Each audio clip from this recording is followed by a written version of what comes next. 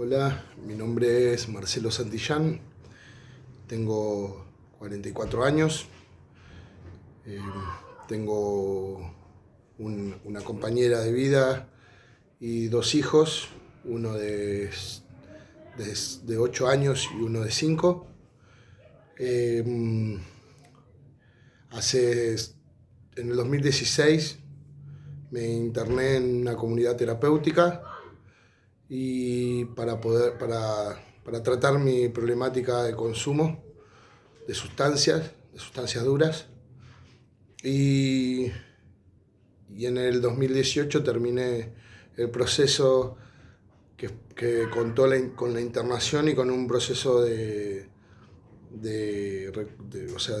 tratamiento ambulatorio de grupos.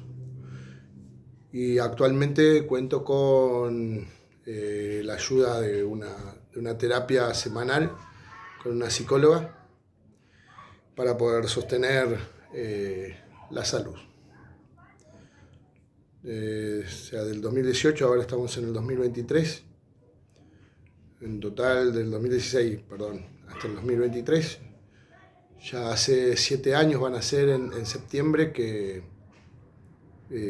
no consumo sustancias. También dejé de fumar en el proceso. Fumaba 3 paquetes de cigarrillos por día. Y bueno, me interné después de 23 años de consumo de cocaína. Los últimos años fueron los peores. Los últimos 10 años. Pero los últimos 3 o 4 años fueron muy preocupantes para mi salud porque padecía de arritmias muy fuertes, me bajaba la presión en algunos momentos, eso me pasó varias veces. Y ya tenía asiduamente, tenía episodios de alucinación, sentía ruidos, escuchaba. No llegué a escuchar voces, pero sí confundía ruidos con cosas que yo pensaba que estaban sucediendo. Tenía episodios de paranoia muy fuertes y bueno, y me estaba afectando de manera muy. O sea, me estaba afectando la salud mental a un punto que llegué a pensar que ya no tenía vuelta atrás lo que me estaba pasando. Bueno, voy a contestar las preguntas que me mandaron, voy a leerlas una a una para que se entienda la entrevista, ¿no? Bueno. ¿Cómo era tu vida antes de iniciarte en el consumo? Bueno, yo empecé a consumir a los 14 años, así que tengo muy pocos recuerdos sin consumo de esa época, ¿no? Ahora ya tengo otros recuerdos, como había contado, hace 7 años que no consumo, así que, pero de antes de iniciarme en el consumo son muy pocos. Recuerdo que era muy inseguro. O sea, que tenía mucha energía, que tenía muchas ganas de hacer cosas, era muy amiguero, me gustaba tener muchos amigos, me gustaba juntarme con chicos, salir a jugar, pero era muy inseguro. Entonces eso me dificultaba poder hacer muchos amigos, que era lo que a mí me gustaba. O sea, amigos, amigas. Y también era muy curioso. Creo que esa fue mi inseguridad y mi curiosidad fueron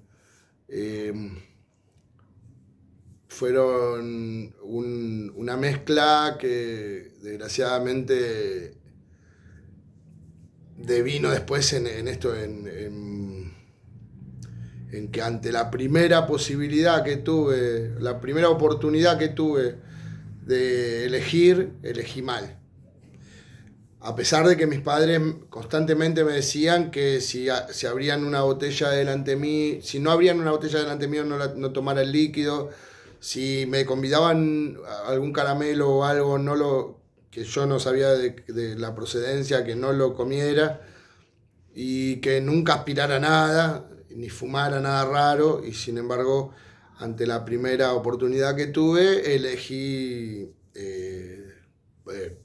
probar, experimentar. Que tampoco es nada raro en ciertas edades, pero bueno, en mi caso decidí experimentar y bueno, y fue una decisión terrible por lo que vino después, ¿verdad? Así que los recuerdos que tengo más que nada son de mi niñez, de mi niñez, de mi niñez con mis padres, en mi casa y esto, ¿no? Y que me gustaba mucho salir a jugar. La primera vez que me voy un poco más lejos de mi casa, donde no tenían mis padres forma de estar atentos a mí y que es normal porque a los 14 años vos ya tenés que empezar a darle como cierta confianza a tus hijos. Bueno, yo la primera vez que tenía la oportunidad de elegir, como dije antes, elegí probar. Dice, ¿cómo comenzaste tu relación con las drogas? Bueno, lo que me pasó cuando probé la cocaína, lo que me pasó fue que sentí una sensación de euforia y de seguridad que no tenía. Reemplacé algo de mi personalidad que yo estaba necesitando en ese momento por esa sustancia. En ese momento fue lo mejor que me pasó porque sentía que había encontrado un medicamento a mi enfermedad, si se quiere, ¿no?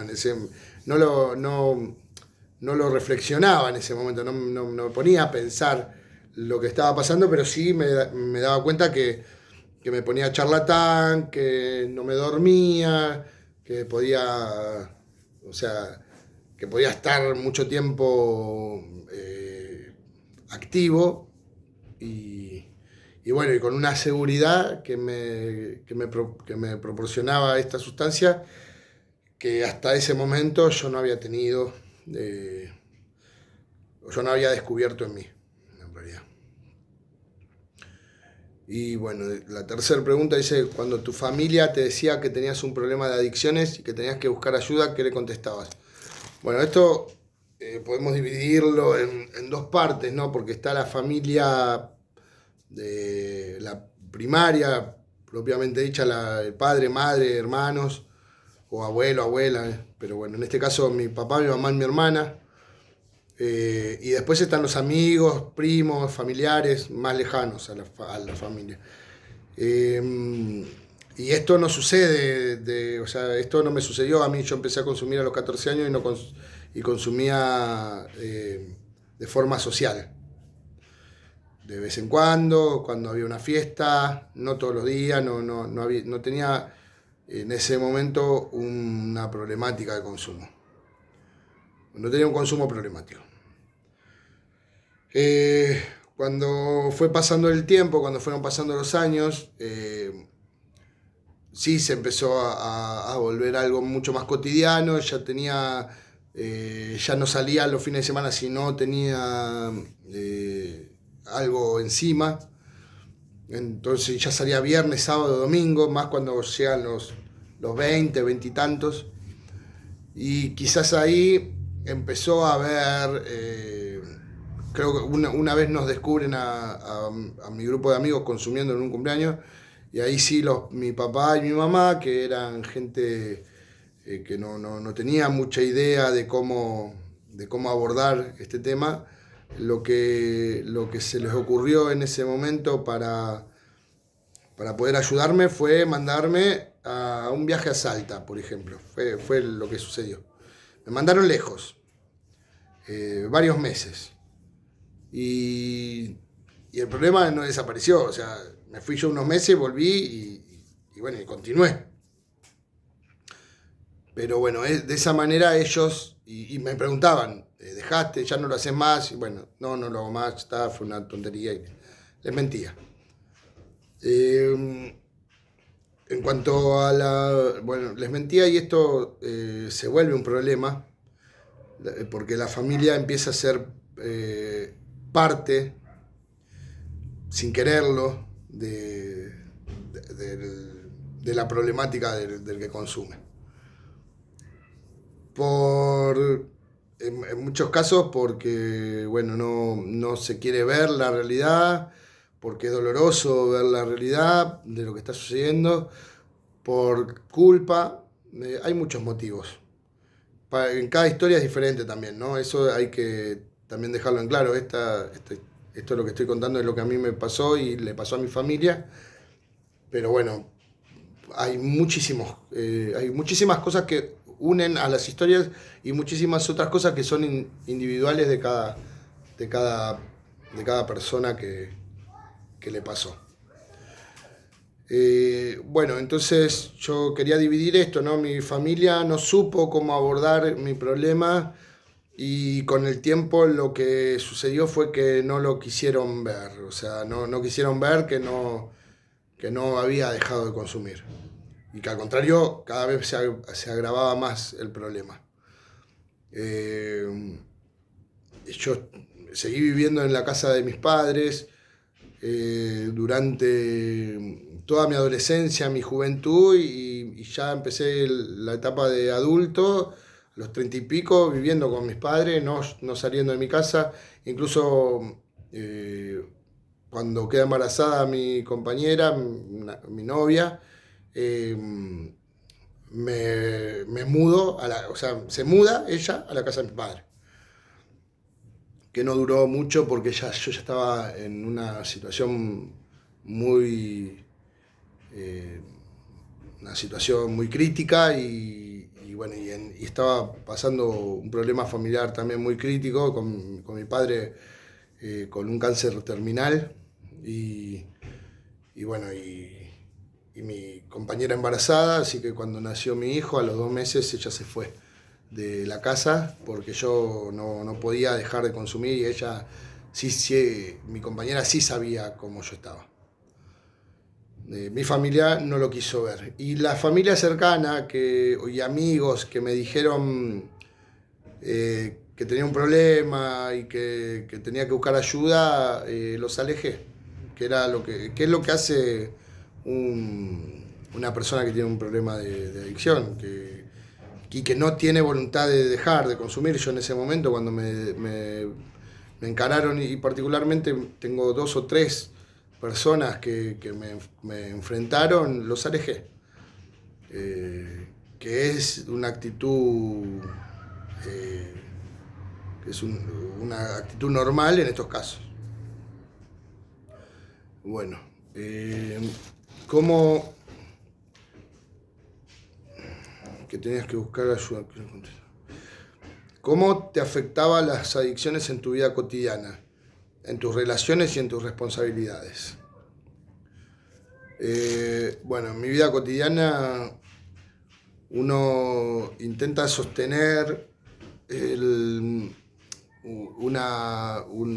o sea, sostener las actividades que uno va realizando y de a poquito las vas dejando por cuestiones obvias. Esto, que muchas de las personas que te rodean no consumen, o si consumen o sea, uno se vuelve un asiduo consumidor y de pronto los que consumen de manera social ya no lo están, lo empiezan a problematizar y dicen, mirá, o sea, no, yo tomo los fines de semana, ¿no? En la semana no. Entonces vos, como decía hace un rato, te vas como separando y te vas aislando, te vas quedando solo. Entonces yo empecé a dejar de ir a jugar a la pelota primero, después dejé de salir a los fines de semana o a tomar algo, o a comer un asado cuando me invitaban. Había como un deseo de seguir haciéndolo, pero no podía. El consumo te empieza a aislar y empieza a gobernar tu voluntad. Entonces se vuelve muy complejo el querer continuar con las cosas que venías haciendo, porque cada vez estás más inmerso en esta situación, y por eso se vuelve un problema, ¿no? Justamente porque empieza a, a cortarte los vínculos, y incluso tenés problemas de pareja, ya todo tu atención y tus ganas y tu placer se concentran en un objeto que es esa sustancia, y todo lo demás pierde valor. Y incluso llegas a pensar que si no existe eso, no hay felicidad, no hay nada. O sea, toda tu vida y todo lo que vos producís se vuelca a la sustancia. Y bueno, y las responsabilidades, obviamente, que empezás a fallar en todos lados. Por eso mismo, cuando se vuelve un problema y se agrava este problema, la familia más cercana tiende, me pasó en mi caso, por eso no quiero generalizar. En mi caso, mi familia más cercana, mi mamá, mi papá y mi hermana, eh, fueron negadores de mi problema. Bueno, es así, es un bohemio, es un loco, es un malhumorado, ¿viste? Siempre negando que había una situación problemática. Y al mismo tiempo se vuelve esa persona con problemas, se vuelve también una excusa en mi familia, por ejemplo, para ocultar todos sus problemas detrás de mi problema. No porque fueran malos, sino porque es fácil. Es fácil, ¿cómo se dice? Estás a mano. Entonces, bueno, no llegamos a fin de mes, y por culpa de que no se pone las pilas, que no ayuda en la casa, qué sé yo. Todos los problemas de los otros se vuelven problemas mucho menores al tuyo. ¿Entendés? Entonces esto de la oveja negra de la familia es como un rol que a los demás les sirve para poder continuar con sus vidas de una manera más tranquila, digamos. ¿En qué momento decidís buscar ayuda y si le pedís ayuda a alguien? Bueno, yo en el 2016, en 2015 muere mi papá de cáncer, y en el 2016, al año de que falleció mi papá, mi mamá cae enferma, y también de cáncer terminal, en 2 meses se murió. Así que me quedo solo en la casa. Teníamos un proyecto familiar, un emprendimiento familiar, que era una panadería que funcionaba hacía más de 15 años. Y yo en ese lapso, en ese año entre que muere mi papá y muere mi mamá, dejamos de trabajar. Yo dejo de trabajar porque estábamos los tres trabajando constantemente con mi papá y mi mamá. Yo dejo de trabajar en la panadería cuando muere mi viejo, y cuando muere mi vieja yo estaba en una situación muy complicada,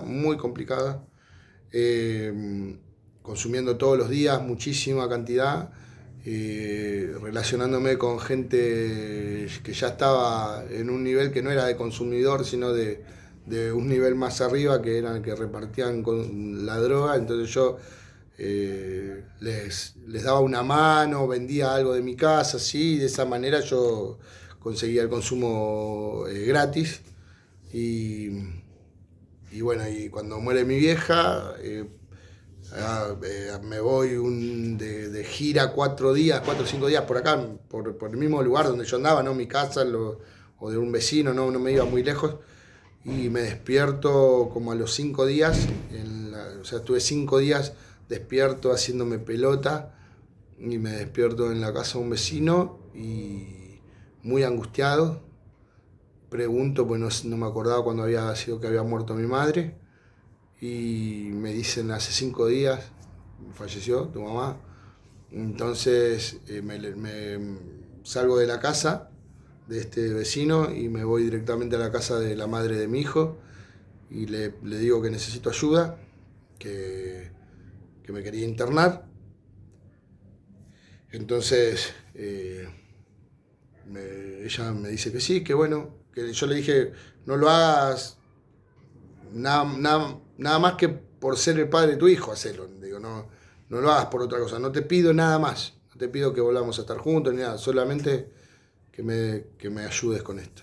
La única condición que puso fue que yo le dijera a mi hermana que vivía muy lejos de acá de mi casa, que yo consumía porque yo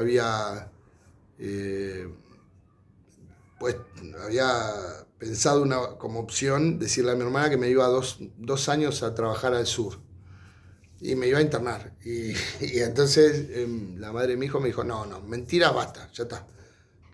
Contale todo lo que te pasa, contale cómo estás. Y entonces, bueno,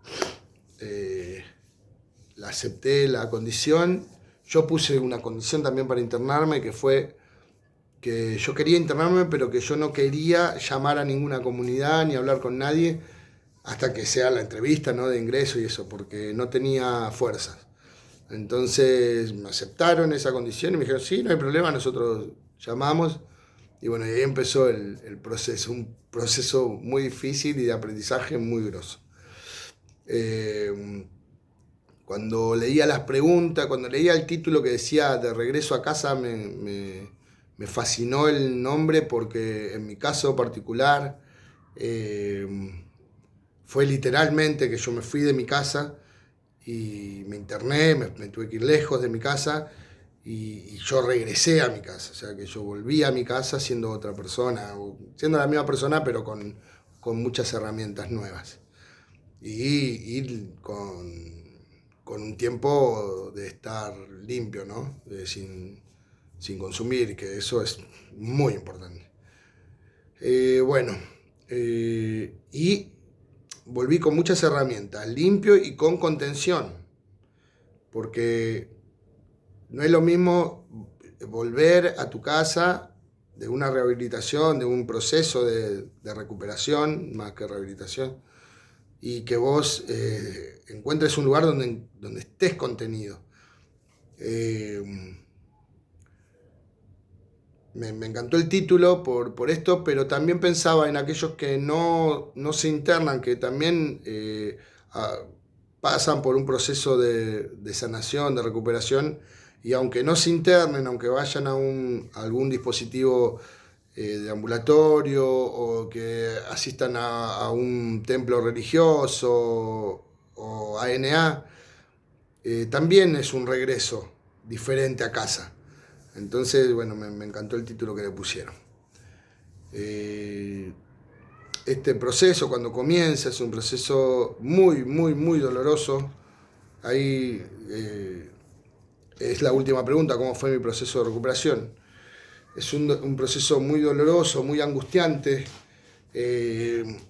Se genera muchos sentimientos de ambigüedad también, ¿no? Porque al mismo tiempo que cuesta y que uno sufre, también de pronto un día te cortás el pelo, te pones ropa limpia y te mirás al espejo y en pocas semanas, no estoy hablando de mucho tiempo, en 2 semanas o 3 semanas que vos estás sin consumir y que te bañás y que te pones ropa limpia o a veces ropa, en mi caso hasta fue ropa prestada porque mi ropa estaba en condiciones muy paupérrimas y las tiraron, las quemaron, no sé qué hicieron con mi ropa, me quedó muy poca ropa y me prestaron ropa y bueno, y me tuvieron que comprar zapatillas, todo, porque no tenía nada. Entonces, un día, a las semanas, me veo en el espejo y a pesar de que venía sintiendo esa tristeza, que muchas veces tiene que ver, o sea, se mezclan también esos sentimientos de angustia y de abstinencia. Son aproximadamente 20 y pico de días donde la abstinencia física se manifiesta de manera muy fuerte. En mi caso, yo me levantaba todos los días, en los primeros 20 días de internación, completamente mojada mi cama de la transpiración de todo mi cuerpo. Transpiraba muchísimo toda la noche. Y yo me interné en septiembre, no era una época de calor. Entonces yo a la mañana todos los días tenía que poner a secar mis sábanas porque todos los días y dar vuelta al colchón y hasta que me cambiaron el colchón porque todo el tiempo estaba transpirando. Aproximadamente a los 20 días se terminó mi abstinencia física y bueno, y después lo que hay que con lo que uno se enfrenta por mucho tiempo más, o sea que hay que tener muchísima más paciencia, es con, los, con lo que sería la abstinencia psicológica. Yo no sé si la llamaría abstinencia psicológica, más bien los pensamientos esos que te llevan a pensar que vos podés reincidir en el consumo por no tener herramientas, más que nada. Y contención, por supuesto. Entonces, bueno, mi proceso de recuperación fue difícil, fueron 9 meses de internación. Durante ese tiempo yo aprendí muchísimo de mí mismo. Increíblemente en estos lugares vos no solamente estás resguardado, sino que podés hacer un viaje de introspección, ¿no?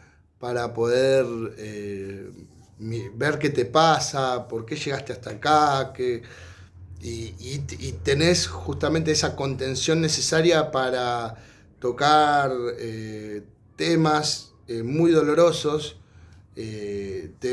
Tiene el lugar en donde yo estuve internado tenía una progresión que yo hoy considero muy acertada, que en los primeros meses no se tocaban temas dolorosos para poder sostener estar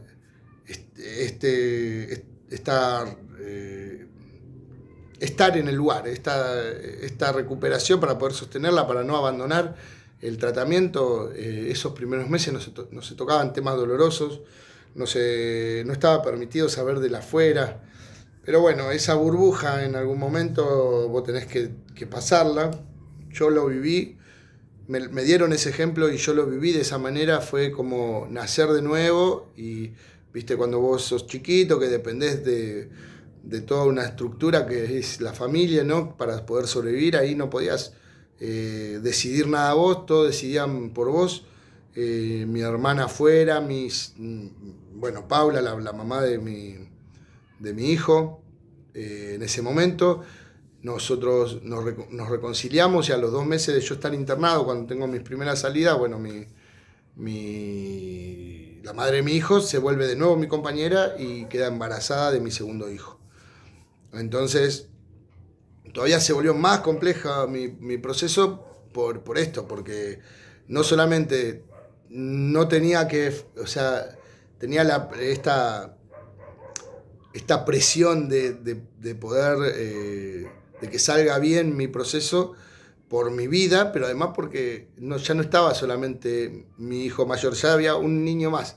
Y bueno, en todo este recorrido, la familia fue fundamental y los amigos también. Estaba la familia que era lo que es hoy mi compañera, mi señora, con mis hijos, pero también estaban mis primos, estaban mis amigos, por supuesto que estaba mi hermana, y ellos fueron fundamentales para poder sostener esta sanitud cuando yo salí de la comunidad, porque es muy brusco la salida de un lugar tan contenido y tan cuidado a la vida cotidiana. Nuevamente volver a tu barrio, volver a los lugares donde, o sea, se intenta de que uno no vuelva a los mismos movimientos que hacía antes, o sea, tenés que reconstruir tu vida de alguna manera.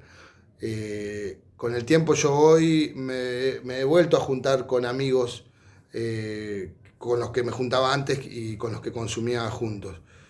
pero bueno, hoy desde otro lado, ¿no? O sea, me puedo quedar un rato, charlar o ir a jugar a la pelota y en el momento en que veo que algo eh, está por suceder, yo me levanto y me voy. Creo que tener esas herramientas para no correr riesgos fueron importantes, las herramientas que aprendí, pero también hubo un montón de cosas que después con el tiempo yo estudié para ser operador terapéutico eh, y después estudié psicología social y, y fui también poniendo el ojo en algunas situaciones que fueron sucediendo.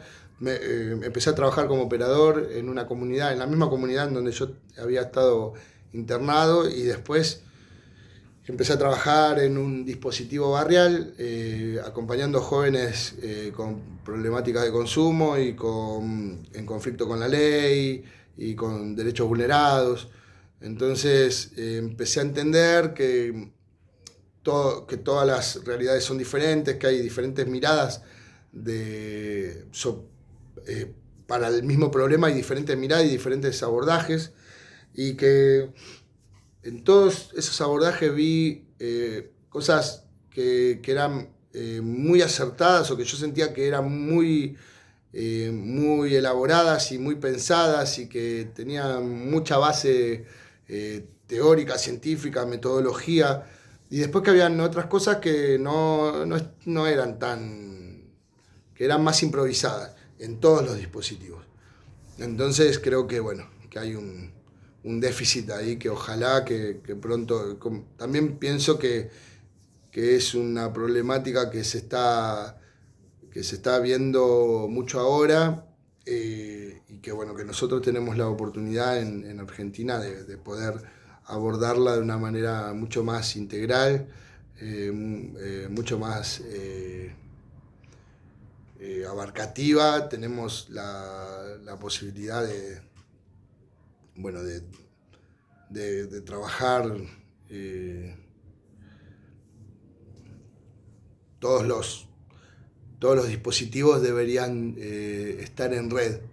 Pero bueno, eso yo creo que algún día va a suceder, porque desgraciadamente también hay mucho maltrato hacia personas con problemas muy complejos. Llegan a las comunidades o a los dispositivos DNA o a los dispositivos barriales, llega gente muy rota, muy rota, y que desgraciadamente muchos dispositivos no tienen las condiciones necesarias ni las personas idóneas para poder eh, abordar el tema y para poder acompañar a estas personas.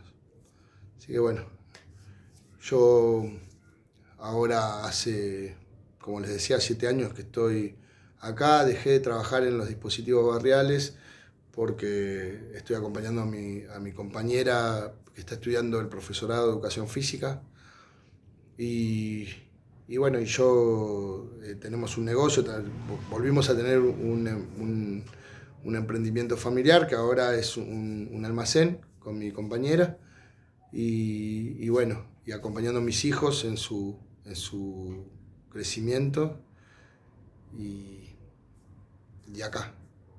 Terminé hace poco de estudiar de psicología social, me recibí de psicólogo social y ahora estoy haciendo cosas que me gustan, haciendo música, y porque soy músico, tengo una banda y bueno, eso, de regreso a casa, volviendo a casa, como Spider-Man. Bueno, te mando un abrazo y espero que sirva el video.